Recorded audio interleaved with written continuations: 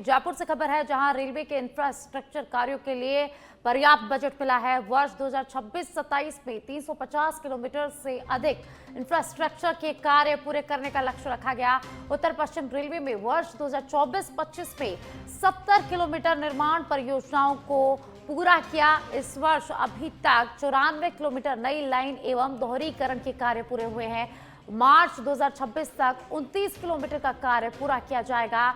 वर्ष 2026-27 में 350 किलोमीटर से अधिक नई लाइन दोहरीकरण और गेज परिवर्तन के कार्य पूरे करने का लक्ष्य यहां पर रखा गया है। बजट में रेलवे को अभी तक का सबसे अधिक रिकॉर्ड 2.78 लाख करोड़ रुपए के बजट का प्रावधान है। तो तरंगा हिल आबू रोड नई लाइन सहित लगभग 1500 किलोमीटर से अधिक नई लाइन, बठिंडा हनुमानगढ़ सूरतगढ़ बीकानेर दोहरीकरण सहित 1500 किलोमीटर से अधिक के कार्य स्वीकृति की ओर।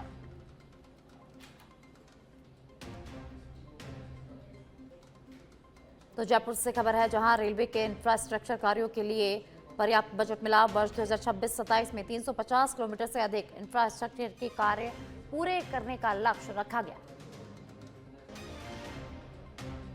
जयपुर से खबर है, जहां राज्य सरकार के शुद्ध आहार मिलावट पर वार अभियान के तहत जयपुर में मिलावटी घी बनाने वाली फैक्ट्री पर बड़ी कार्रवाई की गई है। आयुक्त खाद्य सुरक्षा एवं औषधि नियंत्रण डॉक्टर टी शुभ मंगला के निर्देश पर और अभिहित अधिकारी डॉक्टर रवि शेखावत के नेतृत्व में फूड सेफ्टी टीम ने सरना डूंगर इंडस्ट्रियल एरिया स्थित मेमोस अष्टविनायक फूड प्रोडक्ट पर छापा मारा। जांच के दौरान सामने आया कि स्कूटर ब्रांड की वनस्पति और रिफाइंड तेल को गर्म कर उसमें घी का फ्लेवर मिलाया जा रहा था, ताकि उसे असली घी जैसा दिखाया जा सके और बेचा जा सके। यह मिलावट उत्पाद देवकृष्ण ब्रांड और प्लेन टिन में पूजा पाठ और घरेलू उपयोग के नाम पर सप्लाई किया जा रहा था। तो जयपुर से खबर है, जहां सरना डूंगर इंडस्ट्रियल एरिया में खाद्य सुरक्षा विभाग की बड़ी कार्रवाई देखने को मिली है। रामगढ़ विधानसभा क्षेत्र के ओडीला गांव स्थित खनन क्षेत्र में हुए भीषण हादसे के 5वें दिन रेस्क्यू अभियान के दौरान बड़ी सफलता हासिल लगी है। एनडीआरएफ और एसडीआरएफ की संयुक्त टीम ने मंगलवार को पानी से भरी करीब 150 फीट गहरी खाई से पोपलेन मशीन को बाहर निकाल लिया। हालांकि मशीन चालक का अब तक कोई सुराग नहीं मिल पाया है। यह हादसा खनन कार्य के दौरान उस समय हुआ जब अचानक पहाड़ का एक हिस्सा दरक गया और पोपलेन मशीन चालक समेत खाई में समा गया। रेस्क्यू ऑपरेशन में पंजाब से बुलाए गए अनुभवी गोताखोर आशु मलिक और उनकी टीम की अहम भूमिका रही। हालांकि मशीन निकालते समय आशु मलिक के पैर में गंभीर चोट लग गई, जिन्हें उन्हें उप जिला अस्पताल रामगढ़ में भर्ती कराया गया है, जहां उनका इलाज जारी है। और अब सुमेरपुर से खबर है, जहां पीएम श्री विद्यालय सुमेरपुर में मंगलवार को वार्षिकोत्सव समारोह का आयोजन किया गया। कार्यक्रम के मुख्य अतिथि सुमेरपुर विधायक एवं राजस्थान सरकार के कैबिनेट मंत्री जोराराम कुमावत रहे। विद्यालय पहुंचने पर एनसीसी कैडेट्स ने मार्च पास्ट कर उन्हें सलामी दी, जबकि छात्राओं ने तिलक और पुष्प वर्षा कर मंत्री का जोरदार स्वागत किया। समारोह की शुरुआत सरस्वती माता की प्रतिमा के समक्ष दीप प्रज्वलन से हुई। प्रधानाचार्य विजय सिंह गुर्जर ने मंत्री कुमावत का माला, साफा और स्मृति चिन्ह भेंट कर उनका यहां पर स्वागत किया। मंत्री ने विद्यार्थियों को अनुशासन और मेहनत के महत्व का संदेश देते हुए माता पिता और विद्यालय का नाम रोशन करने पर जोर दिया। इस अवसर पर प्रधानाचार्य ने पिछले वर्ष का वार्षिक प्रतिवेदन भी प्रस्तुत किया। उत्कृष्ट परीक्षा परिणाम देने वाले 140 छात्रों को मंत्री के हाथों स्मृति चिन्ह और प्रशंसा पत्र देकर सम्मानित भी इस दौरान किया गया। विद्यालय राजकीय उच्च माध्यमिक विद्यालय सुमेरपुर, ये पाली जिले में पूरे जोधपुर संभाग का सबसे बड़ा विद्यालय है। विद्यार्थियों की संख्या पूरे जोधपुर संभाग में सबसे ज्यादा विद्यार्थियों की संख्या इस अपने सुमेरपुर के विद्यालय में है। और निश्चित रूप से ये एक अनुशासित तरीके से चलने वाला विद्यालय है। यहाँ का परीक्षा परिणाम भी हमेशा अच्छा रहता है और दूर दूर के क्षेत्रों के लोग यहाँ अपने बच्चों को एडमिशन कराते हैं, जिससे यहाँ बच्चों का भविष्य सुधर सके, बच्चों को अच्छी शिक्षा यहाँ मिल सके। मैं सभी विद्यालय के अध्यापक वृंद है उनको धन्यवाद देना चाहूँगा। ये सारा आप लोगों की मेहनत के कारण से ये सुमेरपुर का विद्यालय का इतना बड़ा नाम हुआ है। और पूरे शिक्षा विभाग में निश्चित रूप से जहां पर भी जाते हैं सब जगह सुमेरपुर का जो सीनियर सेकेंडरी विद्यालय है। और आप जालोर से खबर है, जहां जालोर शहर में हुए हिट एंड रन के एक दर्दनाक मामले में एफआईआर दर्ज होने के 15 दिन बाद भी आरोपी की गिरफ्तारी न होने से पीड़ित परिवार ने पुलिस प्रशासन पर लापरवाही के गंभीर आरोप लगाए। मामले में पीड़ित खसाराम माली ने बताया कि 23 जनवरी 2026 को उनके पिता चुन्नीलाल और माता नैनू देवी स्कूटी से जा रहे थे और तभी बाईपास हाईवे पर बिशनगढ़ की ओर से तेज रफ्तार स्कॉर्पियो ने टक्कर मार दी और चालक मौके से फरार हो गया।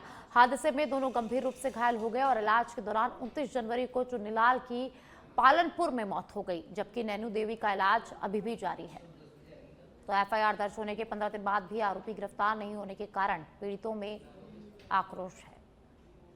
बड़ा सिस्टम का लूप होल है कि कोई भी दूसरे नंबर से आप फास्टैग कोई दूसरी गाड़ी चला सकते हो, ऐसा पुलिस का अभी तक ये पुलिस की जांच में ऐसा आया है।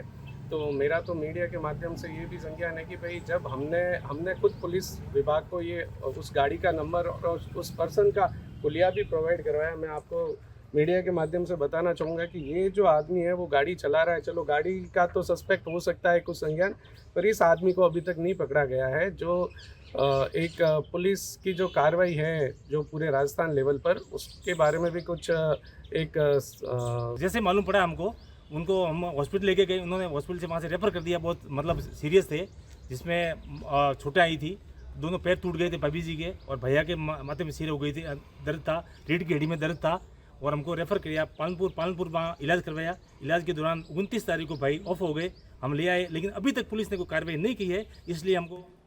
और आप झुंझुनू के नवलगढ़ से खबर है, जहां अस्पताल परिसर में दिन दहाड़े मोटरसाइकिल चोरी होने का मामला सामने आया। जानकारी के अनुसार चुनाव चौक नवलगढ़ निवासी श्रवण कुमार कटीक सुबह करीब 10 बजे अपनी बाइक जिला अस्पताल की पार्किंग में खड़ी कर अस्पताल के अंदर गया था। जब वे वापस लौटे तो उनकी मोटरसाइकिल मौके से गायब मिली। पीड़ित ने अपनी बाइक की तलाश में आसपास मौजूद लोगों से भी पूछताछ की, लेकिन कोई सुराग नहीं लग पाया। इसके बाद पास स्थित एक मेडिकल स्टोर के सीसीटीवी फुटेज देखे गए, जिनमें एक व्यक्ति बाइक ले जाते हुए दिखाई दिया। पीड़ित ने इस संबंध में नवलगढ़ थाने में रिपोर्ट दर्ज करा दी है। पुलिस ने पीड़ित की शिकायत पर मामला दर्ज कर लिया है और फुटेज के आधार पर आरोपी की पहचान करने का प्रयास लगातार जारी है। वहीं पुलिस का कहना है कि जल्द ही मामले का खुलासा भी किया जाएगा।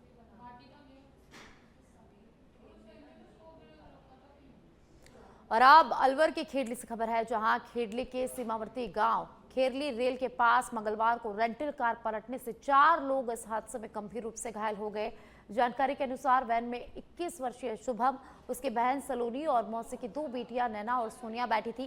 कार मालिक मुकेश जाटव के मुताबिक शुभम वीडियो कॉल पर बात करते हुए गाड़ी चला रहा था और इसी दौरान नियंत्रण खो बैठा और हादसा हो गया।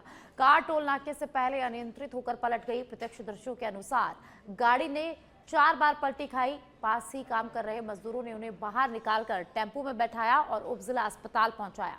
गंभीर रूप से घायल 3 लोगों को हायर सेंटर रेफर कर दिया गया है, जबकि एक का इलाज उपजिला अस्पताल में लगातार जारी है। पुलिस ने भी अस्पताल पहुंचकर स्थिति का जायजा लिया। इस हादसे ने परिजनों और गांव में कोहराम मचा दिया है। और अब सीकर के लक्ष्मणगढ़ से खबर है, जहां अभियोजन विभाग का कार्यालय 4 किलोमीटर दूर बनाए जाने के निर्णय के विरोध में आज लक्ष्मणगढ़ अभिभाषक समिति की बैठक आयोजित की गई। समिति सभागार में हुई इस बैठक में सभी अधिवक्ताओं ने सर्वसम्मति से इस फैसले का विरोध किया। उन्होंने उपखंड न्यायालय का अनिश्चितकालीन न्यायिक कार्य स्थगित प्रस्ताव पास किया और उपखंड अधिकारी मोहर सिंह मीणा को ज्ञापन भी सौंपा। अभिभाषक समिति के अध्यक्ष चिरंजीलाल भूरिया ने बताया कि राजस्थान सरकार ने अभियोजन विभाग कार्यालय निर्माण के लिए जमीन का प्रस्ताव मांगा था, लेकिन हठधर्मिता के कारण कार्यालय के लिए 4 किलोमीटर दूर जमीन का प्रस्ताव भेजा गया। अधिवक्ताओं ने न्यायालय परिसर के नजदीक ही कार्यालय बनाने की यहां पर मांग की। इस मौके पर लक्ष्मणगढ़ अभिभाषक समिति के सदस्य अधिवक्ता मौजूद रहे और उन्होंने अपने विरोध और मांग को मजबूती से यहां पर पेश किया। हमारे यहाँ अभियोजन कार्यालय के लिए म्युनिसिपल कोर्ट के लिए गवर्नमेंट ने बजट दे रही है, तो जगह मांगी थी, तो उपखंड अधिकारी ने अपनी हठधर्मिता के चलते हुए ये जगह यहाँ से 4 किलोमीटर दूर बंजारा बस्ती में प्रस्तावित किया देने के लिए। हम उसका विरोध करते हैं, क्योंकि सरकार की मंशा यह है कि जनता को सस्ता सुलभ न्याय एक ही जगह पे मिले। अगर ये दोनों ऑफिस वहाँ जाते हैं तो दूरी की वजह से उनको ये न्याय प्रभावित होगी। इसलिए हमने एसडीएम से मिलके उनको ये कहा कि सर ये जगह यहीं अलॉट होनी चाहिए। जब तक वो नहीं करेंगे इस जगह, तब तक हम उनके खिलाफ हड़ताल पे रहेंगे, धरना प्रदर्शन करेंगे। सरकार की ओर से क्या मांगा गया है? सरकार से और आप जयपुर से खबर है, जहां जयपुर में पुलिस कमिश्नर सचिन मित्तल के निर्देश पर नशे के खिलाफ लगातार कार्रवाई करते हुए सीआईयू टीम ने अलग अलग थाना क्षेत्रों में बड़ी सफलता हासिल की है। सांगानेर सदर थाना क्षेत्र में तस्कर मनीष साहसी को गिरफ्तार कर उसके कब्जे से 10.20 ग्राम स्मैक बरामद किया गया। तो वहीं बगरू थाना क्षेत्र में कार्रवाई करते हुए तस्कर महेंद्र विनोद और गोविंद सिंह को पकड़ा गया और जिनके पास से 4.84 ग्राम एमडी को जब्त किया गया। इसके अलावा आमिर थाना क्षेत्र में तस्कर पहल सिंह के कब्जे से 1 किलो 334 ग्राम चरस बरामद की गई। इस पूरी कार्रवाई को लेकर हमारे संवाददाता राकेश दादीश ने विशेष आयुक्त राहुल प्रकाश से खास बातचीत की है, जिसमें उन्होंने नशे के कारोबार के खिलाफ सख्त अभियान जारी रखने की बात कही है। राजधानी जयपुर में नशे के खिलाफ ताबड़तोड़ कार्रवाई देखने को मिल रही है। सीआईयू टीम लगातार शहर में जो तस्कर है उनको काबू करने का काम कर रही है। हमारे साथ विशेष आयुक्त राहुल प्रकाश है, जिनके निर्देश पे आज जयपुर शहर में 3 बड़ी कार्रवाई हुई है। सर, किस तरह की कार्रवाई हुई है? नशे के ऊपर कार्रवाई जो है वो राज्य सरकार की प्राथमिकता में, हमारे पुलिस मुख्यालय के भी इस वर्ष की प्राथमिकता में है और हमारे police commissioner Shri Sachin Mittal sir के मार्गदर्शन में लगातार सीएसटी टीम जो है वो पूरे कमिश्नरेट क्षेत्र में जहां पर भी नशे का व्यापार और विशेषकर जो कमर्शियल क्वांटिटी में बड़ी मात्रा में हो रहा है वहां पे कार्रवाई लगातार कर रही है। इसके साथ हमारे डीसीपीज भी अपने अपने क्षेत्रों में अच्छी कार्रवाई कर रहे हैं नशे के खिलाफ और उनकी डीएसटी टीम भी कर रही है। इसके अंतर्गत अभी 2 दिन पहले भी हम लोगों ने लगभग 600 ग्राम के आसपास स्मैक पकड़ा था, जो झालावाड़ से आया था और झालावाड़ में कल हमारी टीम ने जाकर दबिश भी दिया। और उसके अलावा कल करीब 1 किलो 400 ग्राम के लगभग, 400 ग्राम से थोड़ा कम है, चरस, उसको आमेर इलाके में सीएसटी टीम ने पकड़ा है, जो कि नेपाल से लाया जाना बताया है अभी तक की पूछताछ में। और कुल्लू का व्यक्ति है जो कि इसको यहाँ पे सप्लाई देने के लिए लाया था। पहले भी लगभग 350 ग्राम चरस पकड़ी गई थी, उसकी भी सप्लाई इसी व्यक्ति के द्वारा किया जाना सामने आ रहा है, तो उसमें भी ये गिरफ्तार किया जाएगा। उसके साथ में एमडी की भी लगभग 10 ग्राम से ज्यादा की कार्रवाई बगरू में और सांगानेर सदर इलाके में की गई है। तो ये कार्रवाई आगे भी लगातार इसी तरीके से चलती रहेगी और मेरा विशेष निवेदन है अभिभावकों से कि अपने बच्चों पे थोड़ा सा ऑब्जर्वेशन रखें और अगर वो नशे के आदी बन रहे हैं तो उनके व्यवहार में जरूर परिवर्तन आता है, तो ऐसे बच्चों की मदद करें, उनका डी एडिक्शन प्रोग्राम में उनको लेकर के जाएं, जिससे कि जो ये बीमारी है, एक तरफ सप्लाई चेन को तोड़ने की हम लोग कोशिश कर रहे हैं, दूसरी तरफ जो उपभोक्ता है अगर वो भी इससे अलग होंगे तभी हम इसको जड़ से समाप्त कर पाएंगे। सर, कई बार ऐसे देखने को मिला है कि जो प्राप्ति स्रोत है नशे का, उन पे प्रभावी कार्रवाई नहीं होती, आगे कोई चैन नहीं खुलती। तो जैसे अभी नेपाल से भावना नाम की महिला से वो जो चरस है लाना बताया, तो क्या जो प्राप्ति स्रोत है उनके खिलाफ भी कार्रवाई होगी? इस बार जितनी भी कार्रवाइयां की गई हैं सीएसटी के द्वारा, उसमें हमारी कोशिश हर में आप देखेंगे तो यही रहा है कि हम उस चेन के आगे जाएं कि कहां से ये माल आया, किसने भेजा। आपने अगर देखा होगा तो पहले हमने दिल्ली से जाके नाइजीरियंस को भी उठाया, फिर उस नाइजीरियंस ने जिससे लिया था उसको भी हमने पिक किया है। तो हमारी कोशिश ये है कि जो स्रोत है वहां तक हम पहुंचे और इस पूरी कड़ी को, पूरी चेन को तोड़े, जिससे कि इसको पूरी तरीके से समाप्त किया जा सके। तो ये थे हमारे साथ विशेष आयुक्त राहुल प्रकाश, जो बता रहे थे कि आने वाले समय में जो नशे की खेप के जो सप्लायर है उनको भी जल्द से जल्द पुलिस की गिरफ्त में लिया जाएगा, क्योंकि लगातार जयपुर पुलिस कमिश्नर सचिन मित्तल के निर्देश पे ये प्रभावी कार्रवाई देखने को मिल रही है। नशे के खिलाफ व्यापक स्तर पर राजधानी में सीआईयू टीम और तमाम जो जिला पुलिस है वो कार्रवाई करते हुए नजर आ रही है। कैमरा पर्सन विजय गिरी के साथ राकेश दादी, सच पे धड़क, जयपुर। जयपुर में नशे के खात्मे और यातायात व्यवस्था में सुधार को लेकर पुलिस कमिश्नर सचिन मित्तल ने सख्त और प्रभावी निर्देश जारी कर रखे हैं। इन निर्देशों के तहत शहर के विशेष पुलिस टीमें, जिनके सीआईयू, डीएसटी और संबंधित थाना पुलिस शामिल है, लगातार अभियान चलाकर कार्रवाई कर रहे हैं। नशे के अवैध कारोबार पर शिकंजा कसने के साथ साथ यातायात नियमों के पालन को भी सख्ती से सुनिश्चित किया जा रहा है। इन अभियानों और जारी दिशा निर्देशों को लेकर हमारे संवाददाता राकेश दादीश ने जयपुर पुलिस कमिश्नर सचिन मित्तल से खास बातचीत की है। में नशे के खिलाफ ताबड़तोड़ कार्रवाई हो या फिर जयपुर शहर में ट्रैफिक व्यवस्था को सुधारात्मक रूप से सुधारने का जो कार्य किया जा रहा है जयपुर पुलिस के द्वारा वो हो।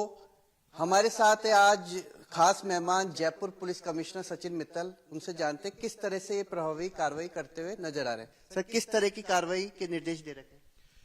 हमारा शुरू से स्ट्रेस रहा है कि नशे के विरुद्ध कार्रवाई करनी है। पुलिस मुख्यालय के भी निर्देश हैं, राज्य सरकार की भी यही मंशा है कि जो नई पीढ़ी है उसको पूर्णतः नशा मुक्त हो। इसी क्रम में हम लगातार स्पेशल टीम्स बना के अपनी CST DST के संग फोकस्ड वे में लगातार कार्रवाई कर रहे हैं नशे के खिलाफ। क्योंकि थाने में बहुत सारे काम होते हैं और उनकी रोज लॉ एंड ऑर्डर की अलग अलग प्रायोरिटीज होती हैं, तो इसलिए हमने स्पेसिफिक टीम्स डेडिकेट की हैं जो रोज के रूटीन लॉ एंड ऑर्डर के अंदर शामिल नहीं होकर के फोकस्ड वे में इन पे कार्रवाई करती हैं। तो उसके नतीजे भी आपके सामने हैं। रोज दो तीन कार्रवाई होती हैं और पिछले दिनों हमने काफी बड़ी मात्रा में भी स्मैक पकड़ी है, आधा किलो, जिसकी वैल्यू भी बहुत है इंटरनेशनल मार्केट में। और लगातार आगे भी हमारा इस तरह का अभियान चलता रहेगा। सर, बात करें जयपुर में यातायात व्यवस्था को लेकर कई बार जाम की स्थिति देखने को मिलती है। लगातार आपके द्वारा नवाचार किए जा रहे हैं। कई जो ऐसे व्यस्तम मार्ग है जहाँ पे नो पार्किंग भी अभी किया है कुछ दिनों पूर्व, तो क्या आने वाले समय में आपके द्वारा स्ट्रेटजी अपनाई जाएगी? देखिए, यातायात प्रबंधन एक बहुत विस्तृत विषय है जिसके अंदर ट्रैफिक पुलिस एक छोटा सा हिस्सा है। उसके अंदर JDA भी, टाउन प्लानिंग भी, लोकल बॉडीज भी, बहुत सारी एजेंसीज इन्वॉल्व हैं और बहुत सारे लॉन्ग टर्म मेजर्स लिए जाएं तभी पूर्ण तरह से इस जाम से मुक्ति मिलती है। तो हमारे प्रभाव क्षेत्र में जो भी होता है, ट्रैफिक डिप्लॉयमेंट हो, चाहे वो बत्ती का अलाइनमेंट हो, चाहे वो डायरेक्शन फ्लो हो, चाहे वो वन वे हो, जितना हमारे क्षमता में है उतना हम करते रहते हैं। हम एक्सपेरिमेंट भी खूब करते हैं ताकि ये देखें कि किस तरीके से ट्रैफिक की व्यवस्था सुगम हो सके। अभी सर, थोड़े दिन पहले पुलिस मुख्यालय की तरफ से अवैध शराब को लेकर एक डिकाय ऑपरेशन किया गया था राजधानी में। उस ऑपरेशन के बाद आपने क्या एक निर्देश जारी किए कि इस पे लगाम लग सके? पुलिस मुख्यालय की हमको निर्देश हुए कि रात को 8 बजे के बाद शराब की बिक्री न हो, क्योंकि जो लाइसेंस की शर्तें हैं उसमें 8 बजे का ही टाइम दिया गया है। तो इसको स्ट्रिक्टली एनफोर्स करने के लिए हमने हर SHO को, हर ACP को, DCP को निर्देश दिए हैं कि इसकी स्ट्रिक्टली कंप्लाइंस हो। हम भी मॉनिटर करते हैं और इसकी मॉनिटरिंग हो रही है कि नहीं हो रही है, इसकी पालना सही तरीके से हो रही है, तो बीच बीच में हम डिकॉय भी करते हैं। एक आपने आदेश निकाला है कि थानाधिकारी 12 बजे तक थाने में रहे, उसके बाद जाब्ते को ब्रीफ करके जाए, और आम जन का जो फोन है उसको भी वो कई बार उठाते नहीं है, तो उसके लिए भी आपने निर्देशित किया है कि किसी भी व्यक्ति का फोन है उसको आप उठा के प्रॉपर रेस्पॉन्स करें। ऐसे आदेश निकाले थे आपने? जी बिल्कुल, ऐसे आदेश निकाले हैं क्योंकि जयपुर एक महानगर बन चुका है और इसके अंदर सिटी पुलिसिंग के अंदर ये आवश्यक है कि लेट नाइट तक सिटी में गतिविधियां चलती हैं। तो उसी परिप्रेक्ष्य में हमने ये आदेश निकाला था कि रात्रि 12 बजे तक SHO अपने क्षेत्र में रहे। उसके बाद गश्त व्यवस्था को आगे प्रॉपर मोबाइल वगैरह टाइम पे निकल जाए, प्रॉपर नाकाबंदी हो जाए, उसके बाद ही अपना इलाका छोड़े। तो उस संदर्भ में हमने आदेश निकाले थे। और साथ ही कई बार SHOs बिजी होते हैं तो वो पब्लिक का फोन नहीं ले पाते हैं, तो फिर वो एस्केलेट होती है प्रॉब्लम, तो फिर वो DCP को फोन करते हैं, मेरे को फोन करते हैं, तो जबकि उनका कार्य थाने से लिंक्ड होता है। तो इसीलिए SHOs को निर्देश दिए गए कि वो पब्लिक का फोन उठाएं और अगर आप उस समय बिजी हैं तो कॉल बैक करें। और हमने ये भी कहा है कि जो नियमित रूप से अगर इसका उल्लंघन करते हुए पाया गया कि भाई वो उठाता ही नहीं है तो उसके खिलाफ कार्रवाई भी की जाएगी। तो ये थे हमारे साथ जयपुर पुलिस कमिश्नर जो बता रहे थे कि नशे के खिलाफ ताबड़तोड़ कार्रवाई CIO टीम और विभिन्न जिला में जो गठित टीमें हैं वो कर रही है। साथ ही यातायात सुधार के लिए भी डीसीपी ट्रैफिक को निर्देश दिए गए हैं कि जहां व्यस्तम चौराया है, जहां पर हमेशा जाम की स्थिति लगी रहती है, उसमें वहां पर सुधारात्मक कार्य किया जाए और लोगों को राहत दी जाए। कैमरा पर्सन विजय गिरी के साथ राकेश दादी, सच बेधड़क, जयपुर। और आप जोधपुर से खबर है, जहां राज्य सरकार द्वारा कल विधानसभा में उप मुख्यमंत्री दिया कुमारी बजट पेश करेंगी। बजट से पहले शिव विधायक रविंद्र सिंह भाटी ने कहा कि इस बजट से जनता को बड़ी उम्मीदें हैं और सरकार को शिक्षा, सड़क, चिकित्सा और युवाओं को रोजगार पर विशेष फोकस करना है। उन्होंने गांवों की सड़कों, हाईवे, इंफ्रास्ट्रक्चर और स्वास्थ्य सुविधाओं को मजबूत करने की जरूरत भी यहां पर बताई। साथ ही सुझाव दिया कि शिक्षा स्तर सुधारने के लिए नेताओं और अधिकारियों के बच्चों को सरकारी स्कूलों में पढ़ाने से जुड़े कानूनों पर भी विचार यहां पर करना चाहिए। पश्चिमी राजस्थान को और पूरे प्रदेश को बहुत सारी उम्मीदें हैं। पानी, शिक्षा, सड़क और चिकित्सा, इस पे विशेष फोकस प्रदेश की सरकार का रहना चाहिए। मेरा निवेदन है कि साथ ही साथ युवाओं को रोजगार के अवसर ज्यादा कैसे प्रदान करें, क्योंकि आपने जो अभी एक एनुअल जो कैलेंडर निकाला है उसके अंदर भी आप तमाम लोगों को शामिल नहीं कर पाओगे।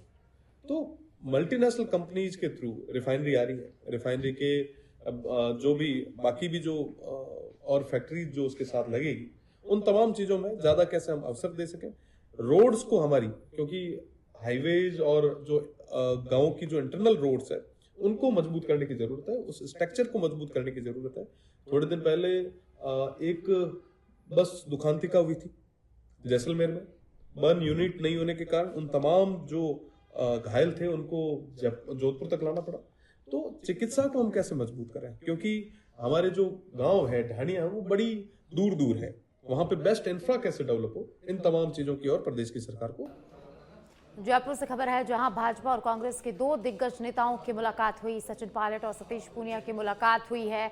जयपुर एयरपोर्ट पर आज पायलट और पूनिया की मुलाकात हुई। पूनिया ने इस दौरान पायलट को अपनी पुस्तक भी भेंट की। दोनों नेताओं में कई अन्य मसलों पर भी इस दौरान चर्चा हुई। तो सचिन पायलट और सतीश पूनिया की आज मुलाकात हुई है।